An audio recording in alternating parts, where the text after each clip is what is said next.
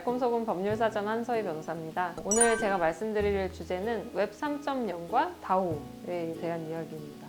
1.0부터 제가 설명드릴게요. 텍스트와 이미지를 통해서 일방향으로 읽기만 하는 시대. 그러니까 뭐 예를 들면 진짜 인터넷 초기 우리 생각해보면 나우누리 맞나요? 파이텔 이런 거 하면 누군가는 읽고 쓰고 누군가는 읽고 요것만 가능했잖아요. 뭐 예를 들면 네이버에 누군가는 게시판에 글을 올리고, 두 번째는 웹 2.0이라 그래요. 상호소통이 이제 동시에 가능해지는 시대죠. 예를 들면 우리가 유튜브, 누군가 플랫폼 제공업자가 있고 제공하는 사람과 또 제공을 받는 사람들이 상호간에 실시간 소통이 가능한 이런 플랫폼들, 웹 2.0이라고 하면 그 다음이 웹 3.0이에요. 웹 3.0은 우선 플랫폼이 중앙화된 권력을 갖지 않는다라는 게 특징이에요. A와 B가 상호간에 소통을 할 수 있지만 그거는 기존의 인프라를 통해서 자유롭게 누군가 통제하는 사람 없이 뭐 규칙을 제정하는 사람 없이 가능하다는 것이고, 그리고 이 웹 2.0과의 가장 큰 차이점은 플랫폼에서 어떤 콘텐츠를 제공하는 사람이 거기에 대한 소유권을 갖고 있다는 점이라고 생각을 하시면 될 것 같아요. 근데 지금 웹 3.0은 사실 완성된 건 아니고 요걸 향해 가고 있는 단계라고 생각하시면 되고, 여기서 이제 아까 소유권에 대해서 말씀을 드렸는데 요걸 이제 가능하게 하는 수단이 사실 NFT라는 거예요. 어떤 콘텐츠를 내가 만들어서 NFT로 해서 이제 거래를 시키면 NFT에 내가 이제 계약을 넣을 때 어떻게 넣을 수 있냐면, 이 NFT가 거래될 때마다 최초로 만든 나에게 일정한 수익이 배분되도록 설계를 할 수가 있고, 그리고 NFT가 A에서 B로 거래될 때 지갑에서 지갑으로 거래가 되기 때문에 내 것이다 라고 완전한 소유권을 인정받을 수는 없지만, 뭐 기존의 어떤 인터넷에서 내가 창작한 창작물보다 훨씬 더 배타적인 권리를 인정받을 수 있게 되죠. 나의 지갑 안에 있으면 어쨌든 나의 NFT라고 인정받을 수 있는 그런 가능성이 굉장히 커지기 때문에 이런 NFT라는 걸 통해서 어떤 소유권에 가깝게 권리가 실현되고 있다라고 이야기를 하고 있습니다. 그래서 음악이든 뭐 그림이든 내가 어떤 그림 파일을 만들어서 이거를 인터넷에 배포하면 그거는 누구나 다 복제할 수 있게 되지만, NFT라는 형태로 발행을 해서 거래를 하게 되면 누군가 복제를 할 수 없고, 그리고 그거를 이제 내가 A에서 B로부터 판매할 때 돈을 받을 수 있고, 이런 이제 소유권에 강화된 개념이 생겨나게 되는 거죠. 마찬가지로 그래서 게임 아이템을 NFT로 만들게 되면 그 NFT로 된 게임 아이템은 내 것이라고 주장을 할 수 있게 돼요. 동일하게 이것을 가능하게 하는 여러 가지 수단이 있는데, NFT는 그러면은 웹 3.0에서 물건에 대한 권리를 인정받는 수단이라고 하면, 웹 3.0에서의 조직체에 대한 얘기가 있어요. 조직체에 대해서는 웹 3.0 사회에서 어떤 뭐 조직을 형성한다. 그리고 그 사람들이 스마트 컨트랙을 통해서 연결된다. 그러면 이때는 뭐 주식회사를 설립하거나 할 필요 없이 다오라는 조직을 형성한다라고 사람들이 이야기를 하죠. 다오는 이제 Decentralized Autonomous Organization인데요. 탈중앙화 조직체라고 합니다. 탈중앙화된 조직체라는 게 이제 어떤 중앙에서 조직 체계가 없는 거예요. 말하자면 통제하는 기구도 없고 그냥 개인들끼리 모여서 자기가 수행하는 기능을 하고, 거기에 따라서 뭐 짜여진 코드에 따라서 내가 자동으로 내가 한 일에 따른 수익을 배분받기도 하고, 이런 조직을 이제 다오라고 하는데, 어떻게 생각하면 약간 이상에 가깝긴 해요. 실제 외국에는 다오를 설립할 수 있도록 하는 근거 법률도 생겨나고 있고, 다오라는 이름으로 조직체가 형성되고는 있습니다. 다오라는 게 우리가 흔히 아는 디파이라는 게 다오라는 데서 많이 만들고 있어요. 디파이를 해보셨나요? 처음 들어봅니다. 그쵸. 디파이라는 게 있는데요. 디파이라는 거를 이제 쳐보시고 들어가면, 뭐 예를 들면 이더리움을 100개를 디파이에 맡기고 거기에 따라서 뭐 담보대출을 받고, 이런 너무 어렵다. 죄송해요. 너무 어려워요. 은행이라고 생각하시면 돼요.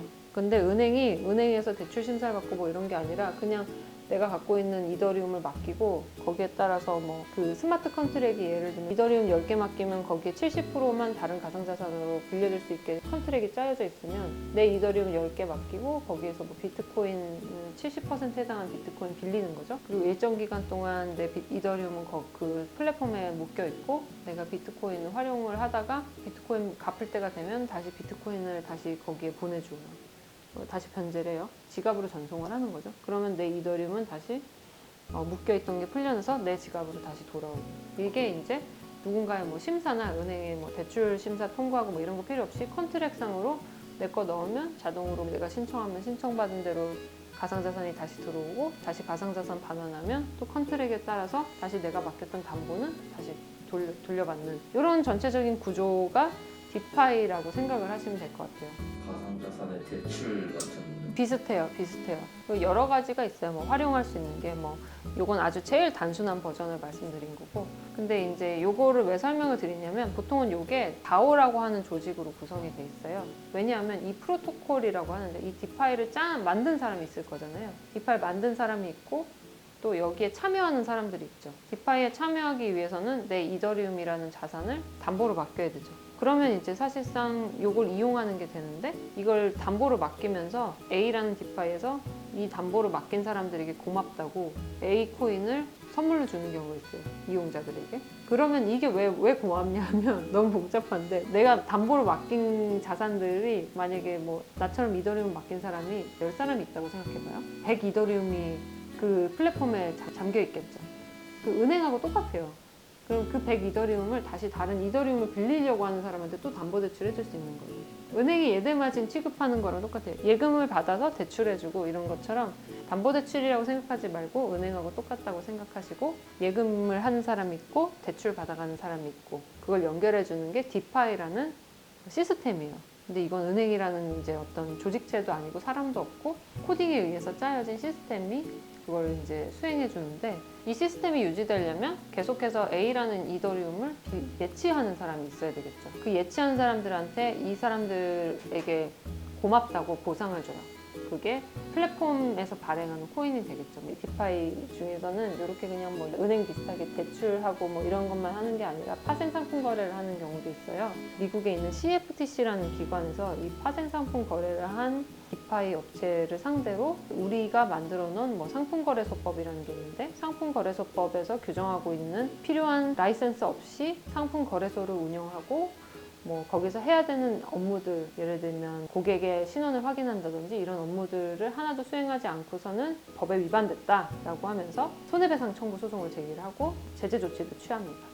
그러면 이 다오라는 조직체가 사실 되게 불분명하잖아요. 예를 들면 바른 주식회사가 뭐 음식점 운영하면 바른 주식회사 상대로 행정청이 제재 처분하면 되고, 문제가 있으면 바른 주식회사 상대로 손해배상 청구를 하면 되는데, 이 해외 어딘가 이제 웹상에 존재하는 이 프로토콜 디파이라는 거는 운영자가 누군지 정확하게 모르겠고, 이 코인을 발행한 주체가 이제 명확하게 어딘가 드러나지 않고 있고, 또 참여자가 너무 많고 이런 문제가 있었던 거죠. 그래서 그럼 디파이 프로토콜을 대체 운영한 사람은 누구라고 봐야 되냐. 그 CFTC라는 그 기관에서는 우선 이걸 만든 개발자, 운영하다가 나중에 이런 다오라는 형태로 바꿨는데, 최초에 운영하던 회사, 그리고 다오에 투자한 초기 투자자, 토큰을 많이 갖고 있겠죠.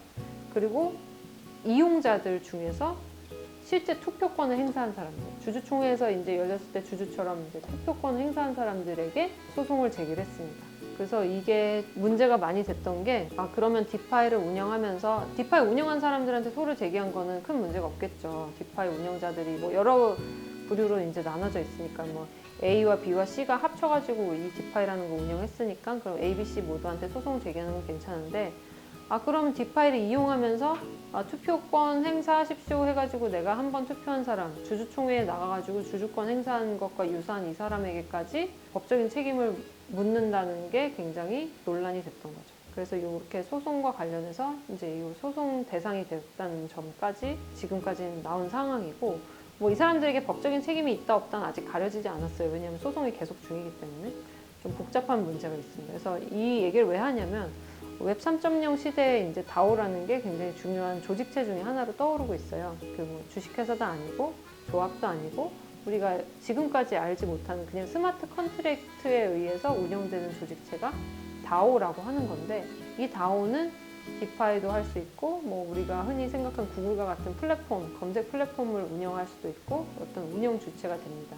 근데 다오에 대해서 소를 제기하거나 다오가 어떤 잘못을 했을 때 그 소송 대상이 명확하지 않다는 거예요. 뭐 이 사람들이 주식회사 등기를 한 것도 아니고 설립을 뭐 하는 절차를 밟은 것도 아니고, 그래서 결과적으로 소송은 지금 미국의 소송에 비추어 보면 다오에 참여한 모든 사람, 심지어 그냥 이용하다 한번 투표한 사람까지 모두 소송의 대상이 됐었다. 그래서 우리가 이런 다오에 대해서는 그러면 우리가 다오에 참여한다는 게 어떤 위험이 있을 수도 있다라는 점을 한번 생각해 볼 필요도 있고, 그러면 이렇게 다오가 실제 운영하는 것에 관여하지 않은 참여만 한 사람들에게도 법적인 책임을 물리는 것이 정당하냐, 이런 부분까지도 한번 생각해 볼 필요가 있어서 이 얘기를 가지고 왔어요. 진짜 할 얘기가 많은데 이게 쉽게 풀어내는 게 되게 어려워요. 그래서 AR, VR 이런 것들도 나중에 되게 연계돼서 많은 일들이 생겨날 것 같거든요. 좀 애매한 부분이긴 하지만 새롭게 이제 변화하는 시대에 맞춰서 웹 3.0과 다오라는 주제에 대해서 한번 말씀을 드렸고요. 여러분들이 좀 흥미를 갖고 접하실 수 있는 주제를 다음에도 한번 가져와서 또 말씀드리도록 하겠습니다. 달콤소금 법률사전에서 이런 새로운 것들 그리고 실생활에 필요한 정보들 저희가 꼭 드리도록 노력을 하겠습니다. 오늘 또 시청해주셔서 감사드리고요. 다음에 또 뵙겠습니다. 감사합니다.